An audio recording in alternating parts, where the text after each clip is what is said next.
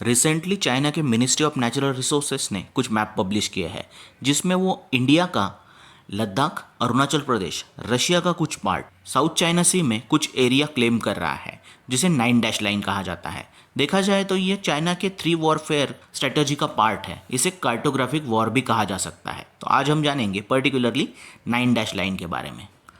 9 dash line is a set of line segments on various map that shows the claim of People Republic of China in South China Sea। जो यहाँ पे आपको red colour में दिखाई दे रहा है 9 dash line, और जो ब्लैक कलर में डैश लाइन है that is original exclusive economic zone of China, but वो क्लेम कर रहा है 9 डैश लाइन।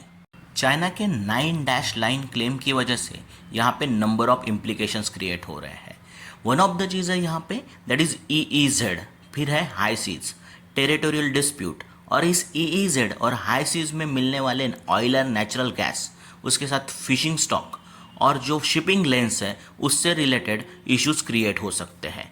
अगर हम डिस्प्यूट की बात कर रहे हैं तो चाइना यहाँ पे सबसे बड़ा कंट्री है, और चाइना के इस 9 डैश लाइन क्लेम की वजह से वो नंबर ऑफ कंट्रीज़ के साथ डिस्प्यूट में आ रहा है। उसमें इंपॉर्टेंट कंट्रीज़ हैं Taiwan, Philippines, Malaysia, Brunei and Vietnam, और यहाँ पे और एक कंट्री इन्वॉल्व है that is Indonesia. But Indonesia का यहाँ पे EEZ 9 डैश लाइन के साथ ओवरलैप हो रहा है।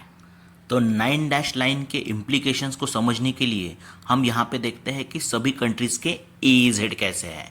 तो यहाँ पे चाइना जो है ये 9 डैश लाइन क्लेम कर रहा है।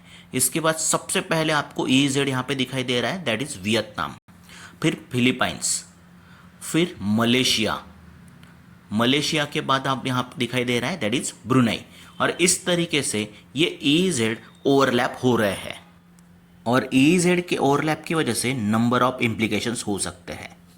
यहाँ पे जो सभी कंट्रीज इन्वॉल्व है, इंटरेस्टेड है, उनके लिए साउथ चाइना सी काफ़ी सिग्निफिकेंट है। One of the significant aspect of South China Sea is important shipping lens.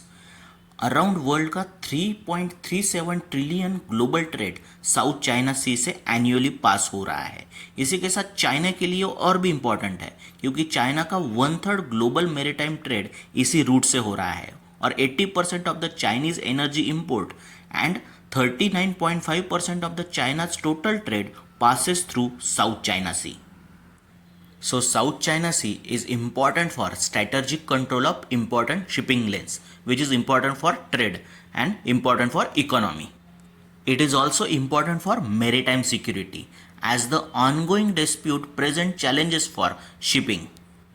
एक और सिग्निफिकेंट एस्पेक्ट है साउथ चाइना सी का। यहाँ पे सी बेड्स में पोटेंशियली क्रूड ऑयल और नेचुरल गैस हो सकते हैं, तो उसके एक्सप्लॉयटेशन में यहाँ पे सभी कंट्रीज इंटरेस्टेड है। इसके अलावा फिशिंग स्टॉक ये भी एक इम्पॉर्टेंट एस्पेक्ट है।